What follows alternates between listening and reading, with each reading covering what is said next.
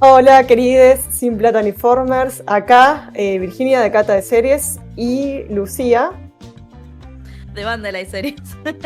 Somos muy originales con el series en el Instagram, así, pero bueno, era para que la gente se diera cuenta de que hablábamos.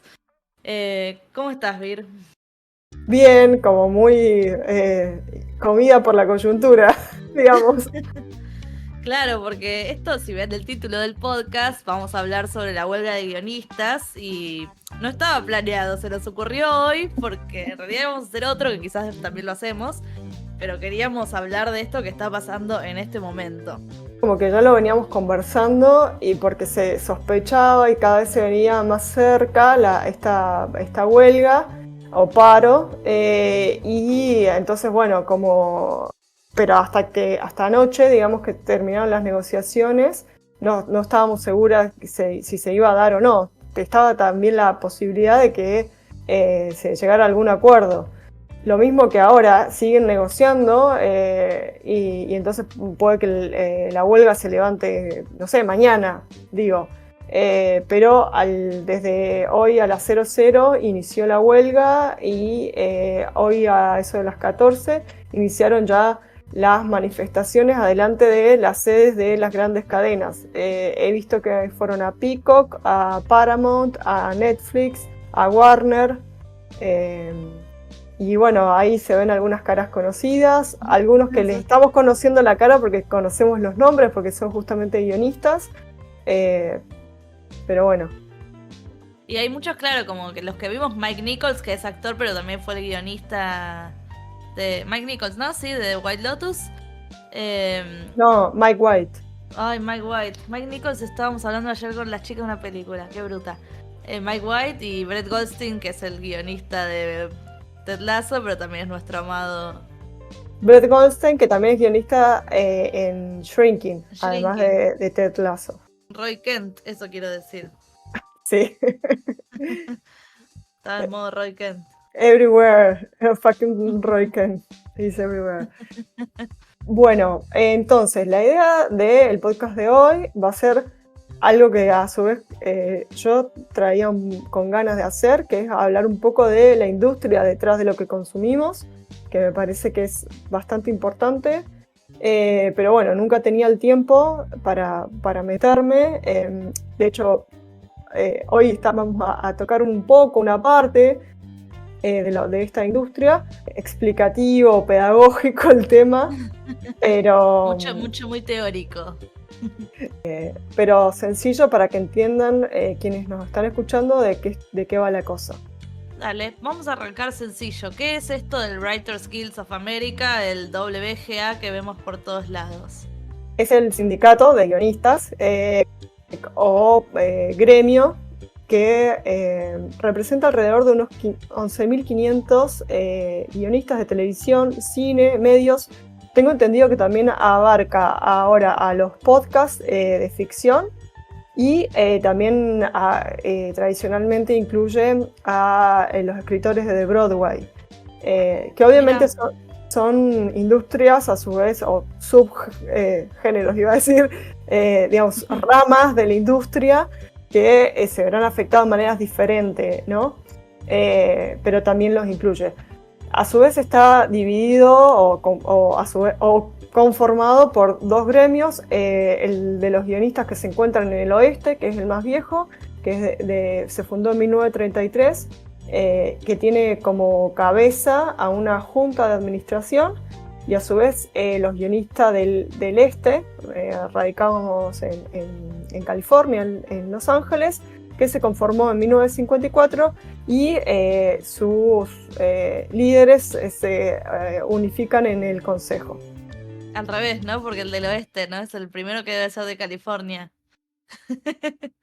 No, fíjate vos que se conformó primero el Claro, pero el este. El este, sí, tenés razón. El este es Nueva York. Debe ser, claro, Nueva York y California. Son las dos cabezas. New York y LA. Exactamente, tenés toda la boca llena de razón.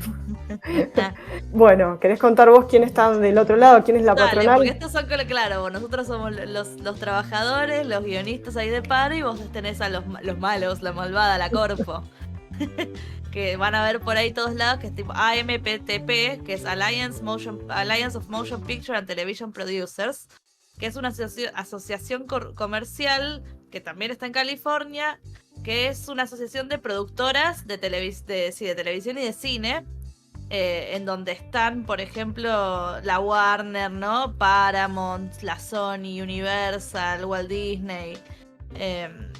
Y son los que están negociando con nuestros queridos guionistas y los que no dan el brazo a torcer, básicamente. Tienen realmente, o sea, bueno, supuestamente representan a más de 350 productoras y negocian 80 convenios colectivos de trabajo de toda la industria. O sea, ahora están negociando con los guionistas, pero en breve, el 10 de mayo, empiezan las negociaciones con los directores. El 7 de junio empiezan con los actores, sí. Y en algún momento empiezan también las de los productores, que son todos sindicatos diferentes, ¿no? También el año pasado, ¿te acordás, Lu, que estuvo a punto de ir a paro el IATSE, que son como los, por decirlo de forma coloquial, los utileros y otros trabajos que están como de manuales y eso de la industria. Eso, bueno, al final a último momento lograron un acuerdo y no fueron a paro.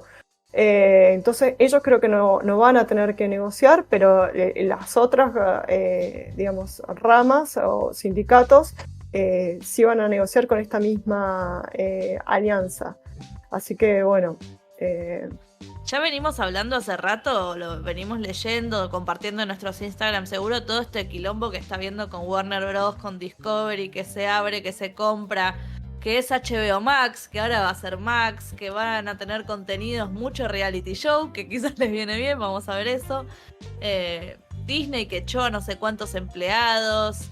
Un montón. En Netflix había pasado algo así también, ¿o no? Sí, cayeron también el valor de sus acciones el año pasado, están cayendo las suscripciones.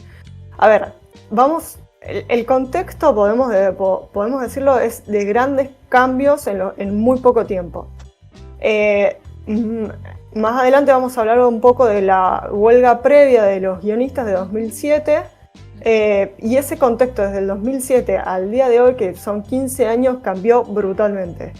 Entonces, con la aparición del streaming, cambió todo el negocio, ¿no? Cambió toda la forma por el lado de nosotros, de consumir, pero por otro lado cambió la forma de producir series y películas, ¿no?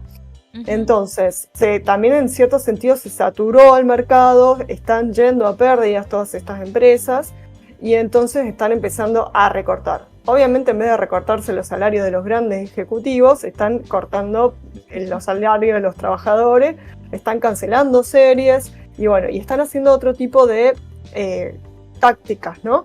Por ejemplo, lanzar suscripciones con publicidad. Pensé que ibas a decir la otra, de sacar contenido que es de ellos, pero para no pagar regalías ni nada, sacarlo del streaming.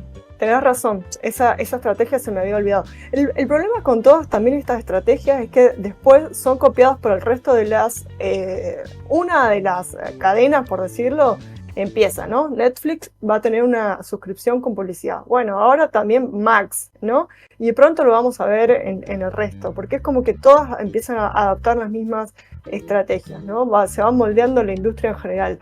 Entonces, otro tema es, por ejemplo, el estreno de películas directamente en plataforma. Eso ya se dieron cuenta de que no era una buena idea y las están volviendo a tener más tiempo en cines, ¿no? En cartelera. Que ahí es donde ganan plata con la venta de entrada. No entiendo por qué no era tan difícil la cosa, ¿no? Pero bueno. Y este tema, por ejemplo, de las publicidades, vamos a ver que tiene un efecto en las actuales negociaciones. Entonces, el panorama está muy distinto a como se dio en 2007, entonces vamos a ver que esto está marcado por mucha incertidumbre, ¿no? Como que algunos dicen que esta medida de fuerza ya no tiene el mismo valor que tuvo en el 2007, acá parece que el sindicato no piensa igual, las bases tampoco piensan lo mismo. Esta medida fue autorizada por las bases al sindicato hace 2 semanas atrás, el 17 de abril, con un alto porcentaje por el sí, como un 98%, Sí, y a su vez... están casi todos de acuerdo en que esto algo tiene que cambiar. Exactamente, y a su vez con una alta participación de los miembros. Por otro lado, ellos plantearon como que lo que está en juego es la profesión, digamos, la vocación de escritor, digamos. Lo que hoy se está perdiendo es el escritor o la escritora, guionista, como profesión. Eso es lo que ellos están poniendo que está en juego. Digo, obviamente es parte de su, digamos, framing de la lucha, ¿no? Pero bueno, es lo que, como lo están promoviendo. Entonces, de hecho, los están amenazando con que no los necesitan porque ahora tienen la inteligencia artificial. Estamos en ese delirio. exactamente. ¿Por dónde arrancamos? Yo creo que por contar esto que son los contratos que el sindicato negocia, son por 3 años, se llama el Acuerdo Básico Mínimo, que cubra, además de los salarios y estándares, otras cuestiones como los créditos, los residuales, que ya vamos a entrar en eso, que es todo un tema, y a su vez las pensiones, la cobertura de salud, Claro. entre otras. El último contrato o el último acuerdo básico mínimo se negoció en 2017. ¿Qué pasó? Se cumplieron los 3 años en 2020. En medio de la pandemia, lo que el sindicato dijo, bueno, nos quedamos así como estamos y lo extendió por 3 años más. Que es lo que nos trae a la actualidad. Eso los debe haber cagado, porque los deben haber hecho laburar, además no poder, me imagino, en pandemia. Sí, y ese es otro tema que también todavía están bajo protocolos de COVID, Sí. filmando y produciendo y todo. No digo que tenga que ver con lo de los guionistas, pero bueno, es una cuestión que también complica todavía mantener esas condiciones laborales. Totalmente. Bueno, ¿y qué es lo que buscan justamente? Un aumento salarial básico, ¿no? Sí, que el sindicato pidió como para un 6% para el primer año, un 5% para el siguiente y otro 5% para el siguiente. Y la alianza le dijo no, y le dijo 4, 3 y 2. O sea, Y eso que estamos hablando de más que no vamos a comparar la inflación argentina, pero hubo inflación en todo todo el planeta, en todos los países. Así que es algo que ya debe estar atrasado, más allá de que está atrasado quizás con los números que se empezaron a manejar en la tele, en las películas, ponele, pero en la tele se empezaron a manejar números irrisorios que no tenían ningún sentido comparando con hace 15 años, que fue la huelga anterior. Sí, tal cual. Otro de las cosas que piden, que esto es gracioso porque si lo comparamos con otras épocas, es esto de las regalías, ¿no? De ¿cómo dijiste antes? Derechos residuales. Eso, sí, los residuals les dicen ellos. Es básicamente, sí, una comisión. Exactamente, regalías por derechos de autor por cada vez que vos emitís el producto, digamos, la serie que escribís. Lo que pasa que en la época, o las cadenas abiertas, bueno, capaz que se emite una vez o dos porque se repite, pero en el streaming se repite infinitas veces. No, obviamente que no es infinito, pero se reproducen mucho. Es otro número. El tema es que no se sabe cuántas veces se reproducen porque los streaming no comparten sus números de audiencia. Claro. Entonces, sabemos tentativamente algunos, tenemos que creerles a los que ellos dan. Después está esta empresa privada que es Nielsen, que también tira los reportes, pero es toda una cuestión de credibilidad por esos números.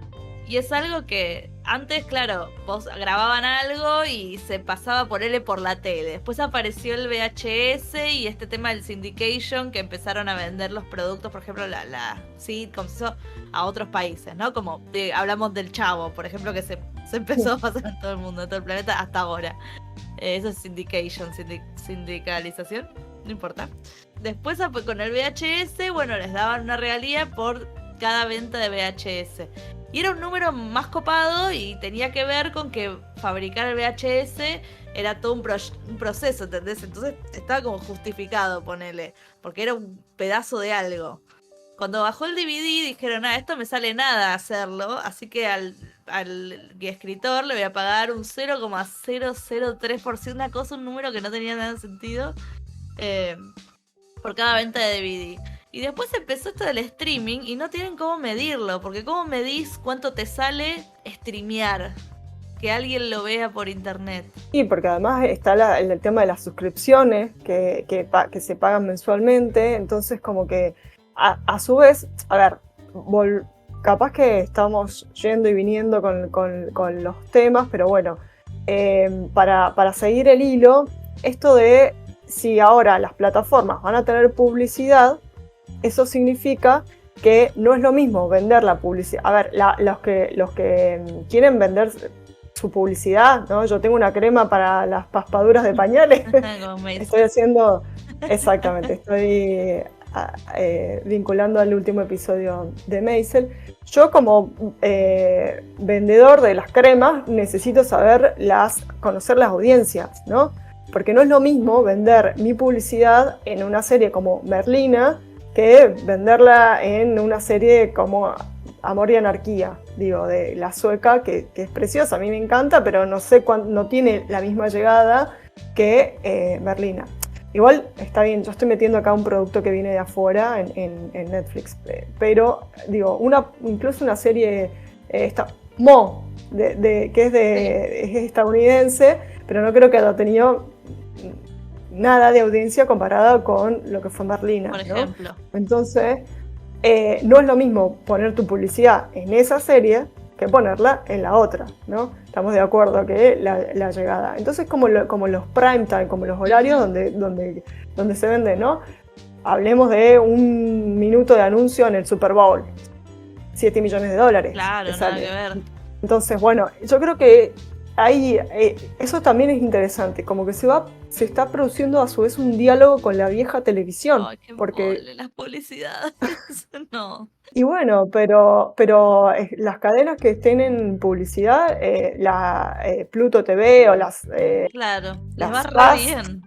les está yendo re bien. Entonces, yo creo que por eso es que todas estas están yendo para ese lado, porque estos probaron y les funcionó, ¿no? Y otra cosa que quiero mencionar, otra cosa de la que buscan, que cambió mucho con respecto al pasado, es este tema de cómo los contratan y por cuánto tiempo. Porque ahora ponele, se les ocurre la idea de una serie. Hay una preproducción donde contratan unos guionistas, que ahora creo que querían ellos que fueran 10, 12, pero son 6 actualmente, ok. Son 6 guionistas. Los contratan por 10 semanas, hacen unos guiones, un guión, lo que sea, para 10 capítulos, de quizás 1 hora. 10 semanas estamos hablando. Después quizás no los contrata nadie nunca más por el resto del año y tienen que sobrevivir de esa plata que hicieron esas 10 semanas. Después no lo llaman ni para cuando están grabando, ni para la postproducción, ni nada. Y es algo que cambió mucho con respecto a cuando antes del streaming toda la televisión se veía por la televisión, digo por cable o por aire, pero tenías los 22 episodios con como quiero decir, un span que iban desde mayo a septiembre, ¿no es así? O de septiembre a mayo, yo me estoy confundiendo. Sí, creo que sí, de septiembre a mayo.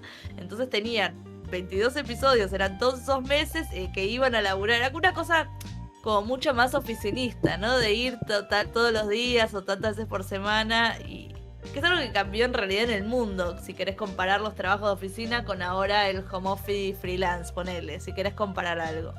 Ahí lo que en un cartel, por ejemplo, vi era no a la uberización del guionista. Claro.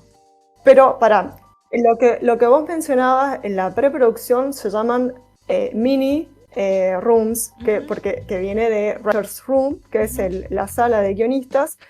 Entonces, esas mini rooms son los que escriben el guión que todavía no saben si va a ser aceptado o no.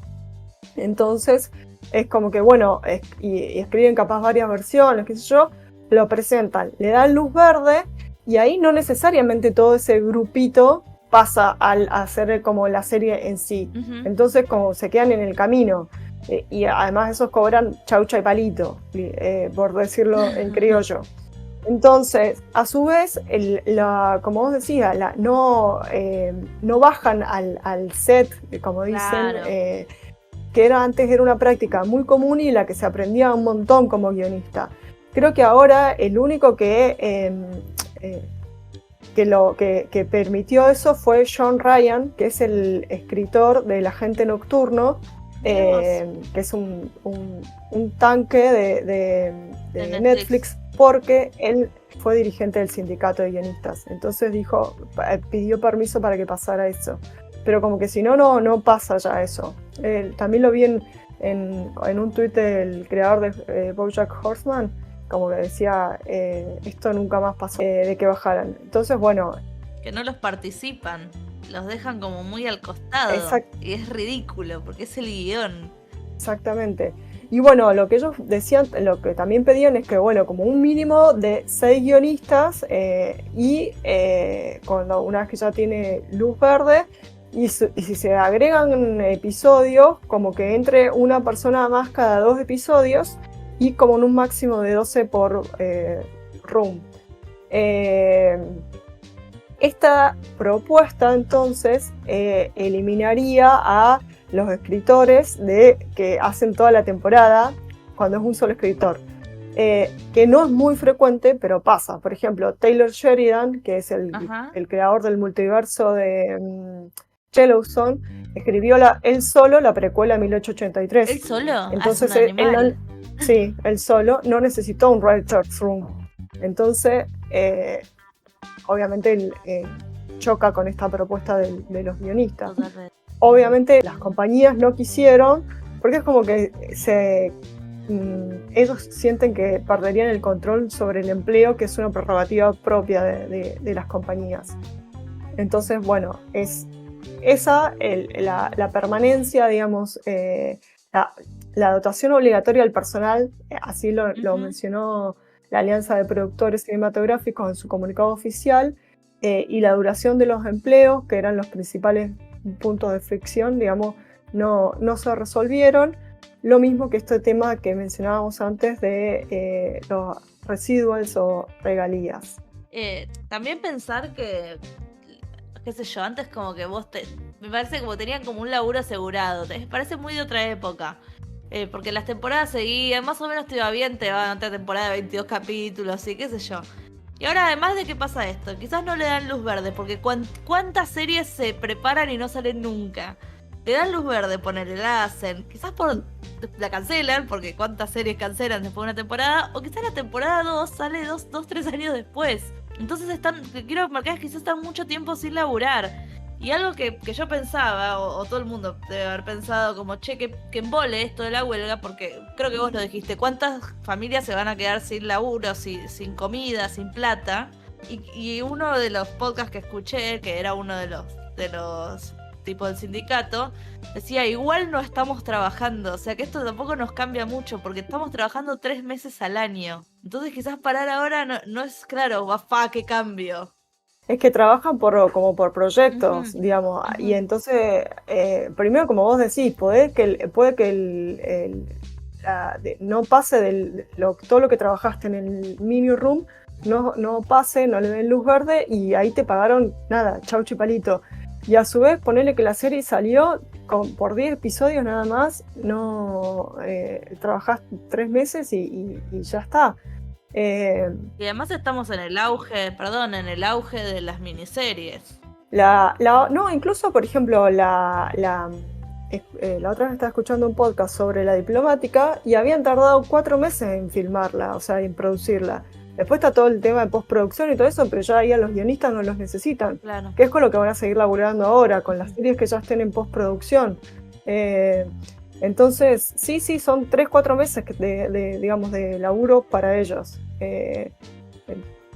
Y eso que, como decíamos, si pasó, le dieron luz verde y la aceptaron. Que hoy estaba escuchando otro podcast, que es otro tema en el que, fíjate cómo estamos retrocediendo, en el que salió hace poco la noticia de que Netflix había ordenado su primer piloto para una comedia. O sea, ¿Y qué onda eso? eso era algo que ya Pero ¿cómo estaba era totalmente en comedia? desuso, porque... ¿Cómo? ¿Cómo la primera comedia? No, el primer piloto de comedia. Pero nunca tuvo O sea, piloto. ¿te acordás? No, le encargaban la serie entera. Vos le mostrabas la Ah, idea tenés razón. y los guiones de toda la temporada a Netflix, y Netflix te compra la temporada entera y emite y sale toda la temporada Tenés entera. razón. Lo del piloto era de las cadenas Sí, sí, abiertas. sí. De hecho, Creo que sí, lo hizo Prime Video. El último que me acuerdo así de cadena, Prime Video lo hizo con Maisel, pero hace 5 años. eso te iba a decir, que yo me acordaba que vos Sí, me sí, habías contado sí. eso, pero después no, esa idea había perecido por completo. Incluso las cadenas creo que no es solo el piloto, es como que ahora agarran un par de episodios más y bueno, si va bien los números de la serie, la extienden a los 22, tipo como Abbott, que creo que salieron Sí, primero 11 sí. y Pero es después... de cable, sí. Lo mismo hicieron con, perdón, How I Met Your Father. Bueno, a ver, ya que estamos en esa, vamos a los principales perjudicados, o a los primeros perjudicados diría yo, que son los late show, o todos, digamos, o day show, o qué sé yo, todos los unscripted, digamos. No, mentira, sí Son tienen, scripted, tienen sí. De hecho, son también lo scripted. estamos viendo en Maisel, que son scripted. Tenés razón. No, lo que quise decir es que son, digamos, diarios. Claro, claro. Que no importa si salen a la noche o a la mañana o a la tarde, son estos programas, o el sábado, como Saturday Night Live. Digamos, esos son los primeros shows que entran en paro, que se cortan en seco, digamos, la emisión. A continuación, los que más riesgo corren son las series que todavía salen en abierto, pero que, ojo, también se pasan en streaming, ¿no? Abbott Elementary, como estábamos diciendo. ¿Cuál estaba? Grey's Bueno, Anatomy ahora habíamos puesto también. Grey's Anatomy, están por estrenar Alaska Daily, Not Dead Yet, están por estrenar en Star Plus, por eso digo. Ah, buenísimo. Todas las cadenas después retransmiten o incorporan a su catálogo lo que pasan en abierto. Entonces, ahora en mayo van a terminar todas estas series y sus temporadas siguientes son las que se demorarían en salir. Claro, porque deberían arrancar su emisión en septiembre, y si hablamos de 3 meses, ponerle algo para que empiecen a escribir y todo eso, septiembre son 9, en junio ya deberían empezar a producirse. Y esas van semana a semana, además, Claro. creo, como haciéndose. Entonces, sí son como las más afectadas. Quiero hacer un poco de historia de nuevo, porque Grey's Anatomy ya estuvo en el paro de guionistas, porque tiene tantos años, que ya vivió esto en el 2007, que tuvo una temporada más corta, así como Lost, y un montón de otras más. Lost, además... Héroes. Sí, Héroes que además después como que nunca se recuperó y la cancelaron. Lost, que además había terminado con la tercera temporada con Not Penny's Boat, y quedó ahí, y hubo que esperar no hasta septiembre, sino hasta enero, en vez de octubre, enero, una cosa así. Así que fue bastante terrible para los televidentes. Y además de la del 2007, las 2007 pedían justamente, seguro básicamente lo mismo, y las regalías de la venta de DVDs. Se perdió alrededor del 25% de la audiencia, 7. Porque es como que, nada, ya por ahí te colgás, porque además eran todavía que se emitían un día a una hora, entonces ya cuando volvieron de la huelga y volvieron a escribir y se hace finalmente la serie, chao, la gente ya está en otra. Además no teníamos noticias, digo, no era tan fácil buscar estas cosas en el 2007. Tal cual. Ni habían otros medios de entretenimiento, como, era solo la tele, por eso también podían rellenar con mucho reality show y eso, que hoy no sé qué tan posible sería. Digo, sobre todo las actuales generaciones, no sé cuánto les atrae un reality show en una plataforma si lo tienen en TikTok o en Ujú, YouTube. ujú. Ojo que si hacemos más historia para atrás, en el 88, 89 también hubo una de 153 días. Larguísima. De hecho, alguien había hecho un comentario que no se sabe cuánto va a durar, pero que esperaban que menos que la del 88, pero más que la del 2007. Wow. Así que como que se espera que vaya para largo. Hubo otra que habíamos averiguado, perdón, en el 81 y en el 60. Todos con cambios muy grandes de la forma de ver la tele y las películas. Eso notamos, porque en el 60... De la tecnología, Claro, digamos. en el 60 empezó con el broadcasting. Antes, nada, ahora en películas y de repente empezaron a hacer televisión en vivo. Y ahí se quisieron negociar los contratos. También arrancaba esto del syndication, porque I Love Lucy es más o menos de esa época y fue lo que lo puso de moda. En el 81 arrancó la TV Premium, ¿no? Paga, la Pay-Per-View y el VHS. Después en el 89 me parece que acá decía que los shows quizás empezó a aparecer HBO y no sé qué, y estaban los shows de 1 hora entera, ¿no? 45 y demás. Entonces querían un poco más de plata. Y en el 2007 el tema del DVD. Exacto. Y ahora el streaming. El streaming. Y tardaron. Pero bueno, sí. Y lo que pasa es que, o sea, realmente como yo creo que el streaming despegó, o sea, 2012 fue la primera serie de Netflix. Pero estamos hablando de que yo creo que a nivel global debe haber despegado recién 2014 o 15, ponele. 16, cuando empezaron a meter Breaking Bad. Y cuando apareció Amazon, que también es de esa época, 2015, 16. Entonces, y ahí tenés el primer contrato, o sea, no el primero, el contrato del 2017 y después la pandemia y ahora. Entonces, razón, como no. por eso te digo, no es que se tardaron, sino que los cambios han sido muy, muy rápidos y en el medio de la pandemia. A todo esto, estas grandes estudios y compañías productoras ya ya tenían aprendido, como ya se la olían que venía, y aprendieron de lo que pasó en 2017, empezaron a encargar guiones a mansalva, digamos, e incluso renovaron algunas series para que antes de tiempo, para que los escritores empezaran ya a trabajar en las temporadas siguientes. Y otra que les sirvió de aprendizaje fue lo que pasó durante el COVID. Entonces como que ya tienen, o sea, como que tenían que salir a cubrir la falta de, digamos, de producción. Entonces como que ya tienen una experiencia en cómo prescindir un poco de los guionistas. Sin embargo, yo no creo que sea algo tan sencillo. No, para nada. Prescindir de... Qué loco esto que además, con lo que cuestan las series ahora, se ve que como que el porcentaje que les dan todavía es muy chico. Y vos pensás una serie como House of the Dragon o The Last of Us, y ellos no vieron un incremento, tipo, no son igual de millonarios, o no vieron esa guita en su cuenta los guionistas de esas series, ¿no? Que los productores de esas series. Y además pensá que las series vos hasta que no las lanzás no sabés si van a tener éxito o no. A lo mejor les pagaron $1.000, ¿viste? Este es un número por decir, pero a lo mejor le pagaron $1.000 por un guión que después sí, no sé, se vendió, y publicidad y muñequitos y todas las cosas, que igual ahí no sé si tienen regalías, obviamente que no. Sí, pero no lo sabés, por eso te digo, o sea, Merlina, yo cuando escuché la idea, la verdad que no me atrajo para nada. No. Sobre todo porque no Tim Burton, pero otro de los que estaba ahí detrás del guión, que también venía del cine, dijo, quiero hacer una película de 8 horas y cortarla en partes. No yo dije, lo peor.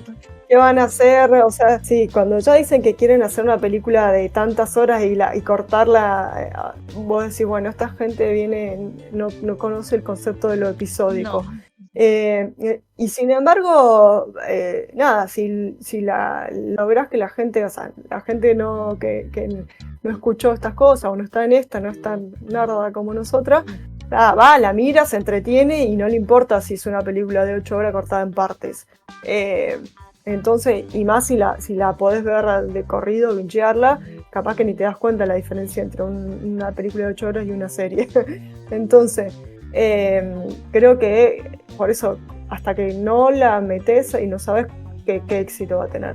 y como a su vez ni siquiera sabemos realmente qué cantidad de gente la vio, porque esos números no lo saben ni siquiera los propios showrunners de las series. Qué Eso se los han espanto, ocultado. qué espanto. O, sí, sí, por eso es un tema súper candente, va a ser el tema de la transparencia de estos números de visionado, porque ahora no solo los showrunners o los actores mismos también deberían cobrar más si a la serie le va bien. Total. O por lo menos eso pasaba, o sea, como digo, regalías que pasa con otras obras, ¿no? Que los autores involucrados siguen cobrando. Entonces, acá es como que lo único que te puede llegar a pasar es que, bueno, tenés una segunda temporada, una renovación, pero no necesariamente como un aumento de ganancias. Entonces es todo un tema. Pero como te digo, ahora está la gente que va a meter la publicidad, va a querer conocer esos números, va a querer saber en qué horario, no en qué horario, mejor dicho, en qué series va a ir su publicidad. Ay, en qué horario, qué horror. Y quizás también en qué horario, a lo mejor, no sé cómo se hará. Porque YouTube, ¿cómo hace, por Sí, yo ejemplo? creo. Claro, pero es como que va a tener que hacer un estudio de algoritmo y de mercado zarpado. Sí. Acá va a venir la dictadura del algoritmo, ¿sabes Ay, cómo? no, maldito Vamos, algoritmo. la imagen de la dueña de la cadena esta donde Sally vendió su Ay, serie. sí. Estoy hablando de Barry. Barry. Cuando dice, no, el algoritmo dijo que esto no funciona después de que había estado 30 minutos en la plataforma. A las 2 de la mañana, además. Pero a su vez, a la vez otra serie con la que ella competía, re pedorra, esto también basado en la puntuación en Rotten Tomatoes, mientras que la de Sally tenía, no sé, 92%, no sé cuánto y la otra tenía 27%, pero la gente veía la otra, la de 27%, entonces... Ay, qué terrible. Ay, Barry, vean Barry. Esa fue... Sí. Y eso también es súper interesante y creo que lo hemos conversado otras veces, las series que muestran como el detrás de cámaras, ¿no? Estos writer rooms, o como vos decías recién, Maisel, que está ahora en un late show. A mí creo que la que más me impactó fue Reboot, Sí. cómo trabajaban. Sí. Pero hay varias otras series que también lo laburan. Hay un montón. Detrás bueno, de cámara, un montón. Después se me ocurre algunas para ver cómo se ve este tema. Veremos. Yo creo que también, por otro lado, las patronales incentivaron un poco este paro, porque eso implica que durante un tiempo no van a estar pagando sueldos, y no solo de los guionistas, sino todo, porque no se va a estar, digamos, produciendo. Sí, sin guión no hay todo para adelante, entonces no va a haber nada. Y hay salarios como lo de los ejecutivos o los productores que sí son bastante más sustantivos y que se los van a ahorrar. Entonces puede haber sido también eso un incentivo a forzar la huelga por parte de ellos. Y hay muchos, no es el caso de Netflix, pero sí que otros que pasan deporte, entonces con eso pueden seguir viviendo. Uh-huh. Eso es otro tema que a mí me gustaría en alguna otra ocasión, cuando hablan de industria, los derechos de emisión del deporte es una locura lo que cuestan y las plataformas se están revolcando. Por ejemplo, en India, el país más poblado hoy en día, que superó a China, Disney tenía los derechos del cricket, que es como el deporte nacional. Los perdió y perdió suscriptores, o sea, mansalva. Wow. Y a mí me embola, por ejemplo, cuando Paramount te pasa los resultados o te cosas de partidos de fútbol de la Premier League, creo que tiene en acá. Star Plus, ¿no está esa? Sí. En Star Plus está la Liga Uruguaya. No, pero mentira, sí, hay un montón. No. Sí, hay un montón. Yo hago una broma porque me hace gracia que esté la Liga Uruguaya en Star Plus. Es un despectivo de mi parte, pero los quiero un montón, a los uruguayos.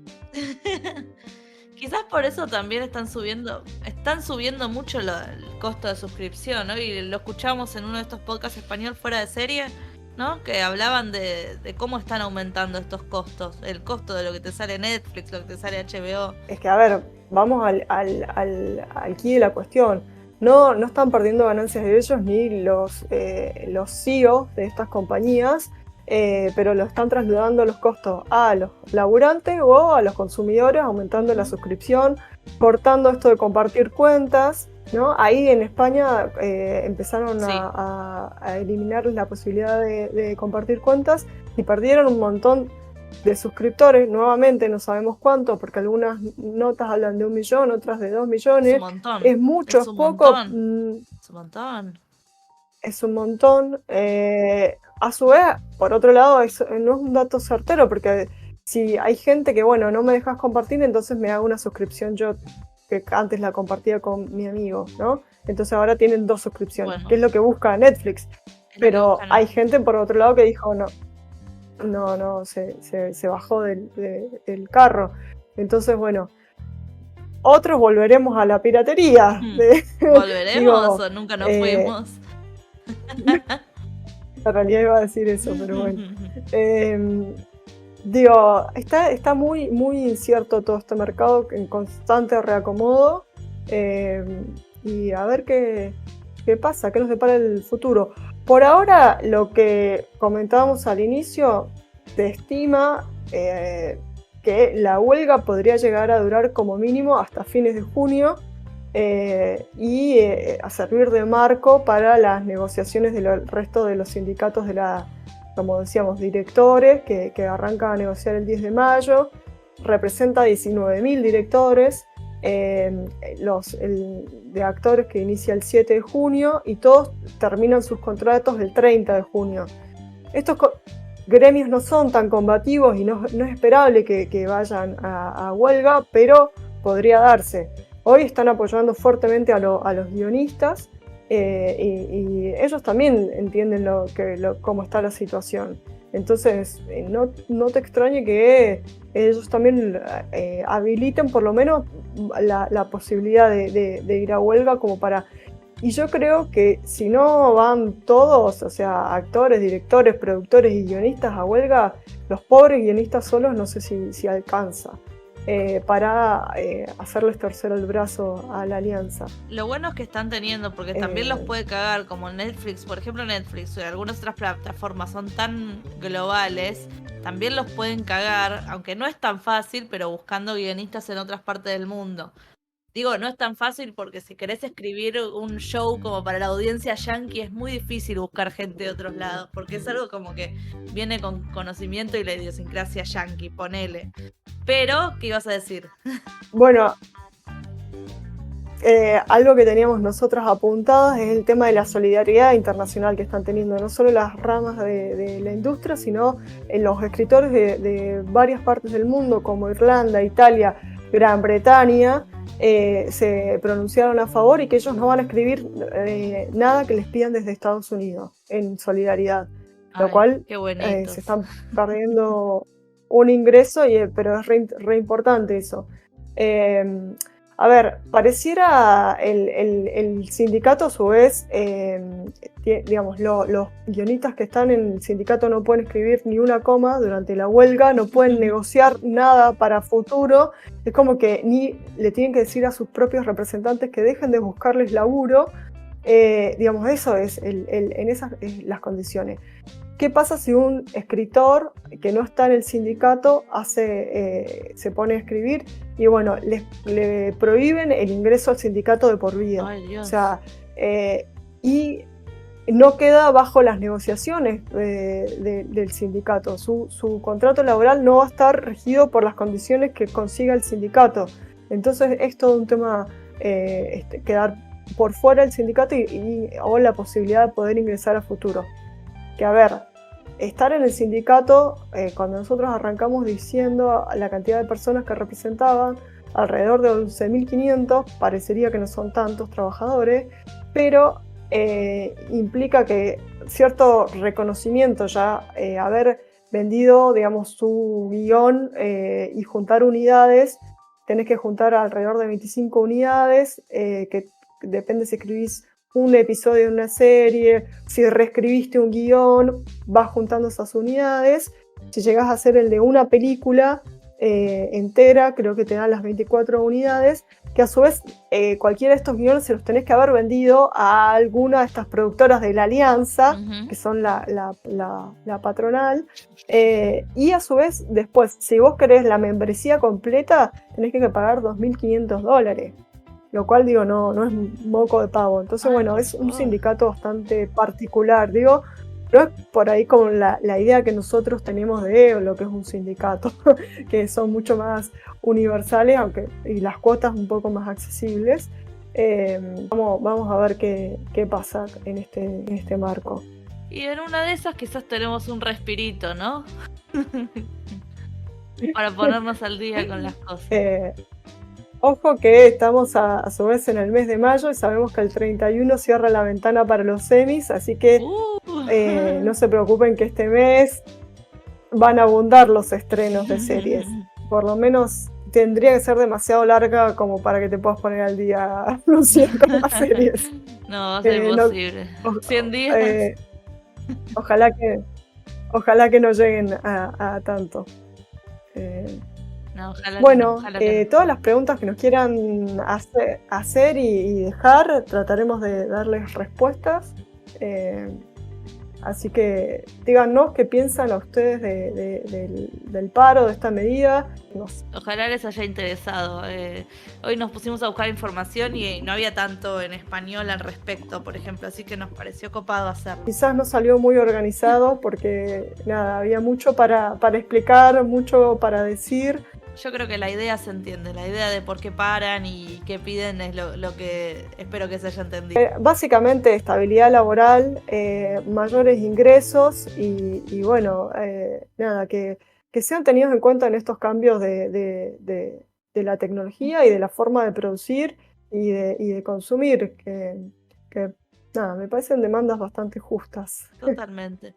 Totalmente, y si todos se van a hacer millonarios con estas nuevas series que salen $30 millones por capítulo, porque ellos no pueden percibir un poquito más de plata, la verdad que me parece muy justo. Bueno, en fin, muchas gracias, Vir.